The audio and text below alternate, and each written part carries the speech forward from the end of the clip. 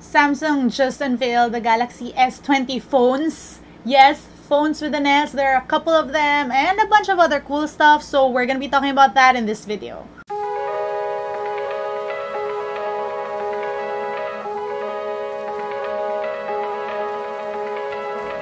2020 has just started, and yet smartphone flagships are coming in hot. Samsung's latest event just gave us their first flagship of the year, and without further ado, I'm diving into all of that. So first thing you should know is that there are 3 Samsung Galaxy S20 devices. And yes, Samsung has future-proof because all of them are 5G enabled. And these are pretty powerful phones. All of them have base models with 12 gig RAM and 128 gig of storage. For context, another phone that I tried out with 12 gig of RAM would be the ROG Phone 2, which is a powerful gaming phone. Also, all 3 phones will have a punch hole camera on AMOLED displays, which has, get this, 120 Hz refresh rate. These fast refresh rates used to be reserved for gaming phones, but now, here we are. Right, let's now move on to the actual phones they unveiled. The first one would be the Samsung Galaxy S20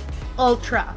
This is the biggest phone at 6.9 inches, but it's also the souped up version of the device with very boring colors. But what it lacks in excitement when it comes to color choice, it makes up for with its 108 megapixel main camera.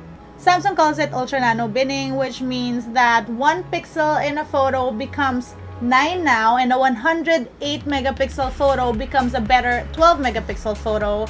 We saw this in the Xiaomi Mi Note 10, which was the very first 108 megapixel camera, which I also have a video of, so you can check that out. The second camera on this thing is a 48 megapixel telephoto camera, which, get this, does a 10 times hybrid optical zoom and a 100 times AI powered digital zoom. 100x. Wow. Right, the third camera is a wide 12 megapixel shooter, and the last camera, bringing the cameras on the Samsung Galaxy S20 Ultra to a total of 4, would be the depth camera.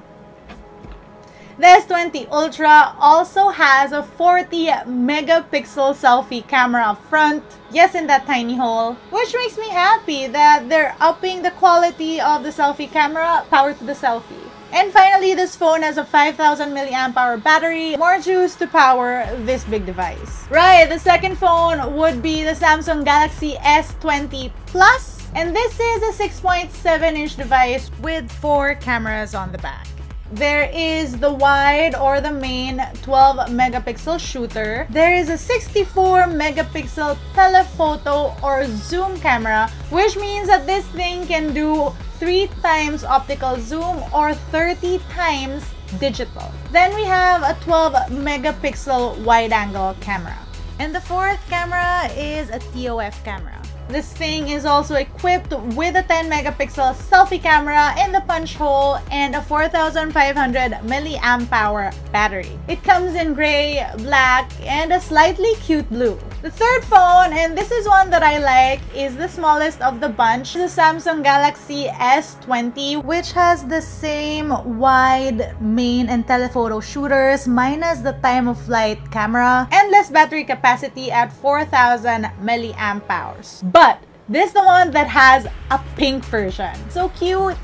So those are the 3 phones in Samsung's Galaxy S20 line. Personally, I am inclined to like the smallest one, the pink one, the base S20 version. But knowing that the Ultra exists with all the camera bells and whistles sucks because I feel like now I'm compromising too much in terms of what the phone cameras can do. Also, another thing that I've noticed is that on the 2 smaller phones, it's the telephoto cameras that they've upgraded to 64 megapixels. My main takeaway here is that Samsung believes zooms to be something that we want badly. And I mean, sure, especially as tech reviewers, we've been taking a lot of zoomed in photos, mainly to prove a point about previous phones that have released amazing zoom cameras. But bruh, how many zoomed in moonshots can we take in this lifetime before it gets old?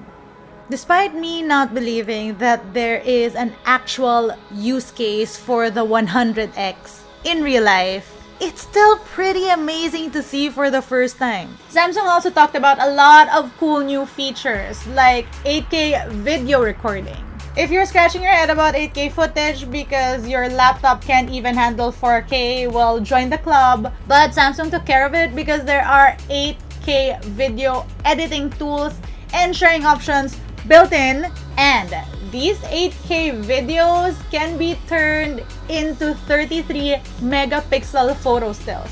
I don't know about you, but I feel like that is a good way to sort of capture candid photos. There's a single take mode which allows you to take one 15-second clip, but AI will basically pick out 14 of your best shots. May it be a live photo, may it be a still, a fast-forwarded video. In a nutshell, this is a feature that utilizes the different camera capabilities and features of the phone all in one take to get multiple great shots. The Samsung Galaxy S20 line will be available for pre-order on Feb 26 and will be on sale starting March 6. And as for price, the S20 Ultra will retail starting at $1,399 US. The S20 Plus will retail starting at $1,199, and the S20 will retail starting at $999. But wait, there's more. Samsung also announced their new Samsung Galaxy Buds. These things supposedly have 11 hours of playback time in the buds and even more juice when you charge it in their cases. Samsung also claims that 3 minutes of charging will give you 1 hour of music playback. There is a one-touch Spotify shortcut, so Spotify users rejoice. There is no noise cancelling, but it's priced at $149 US. And finally, something that I've been clamoring for. Get it? The Samsung Galaxy Z Flip, Samsung's clamshell foldable, finally made an appearance. And not only that, it's gonna be in stores on Feb 21. This pretty thing comes in black and purple, and it folds into a tiny thing that'll fit my hands and my pockets. Plus, it has a cover screen for notifications and all that jazz. There are two cameras on the back, a 12 megapixel main shooter and a 12 megapixel wide-angle shooter, plus a 10 megapixel selfie camera. Also, there are cool photo taking modes while the phone is at a 90-degree angle, but more on that on my full Galaxy Flip Z hands-on coming to the channel soon. And that was the wrap-up of what went down at Samsung Galaxy Unpacked. Let me know what your questions are about this phone. Let me know if you have questions about any of these things that I just talked about. If you want to know more about what I do on a daily basis, or if you just want to catch up on what next devices I'm shooting videos on, you can find me on social media. That's at CisaSaid. I'll see you later.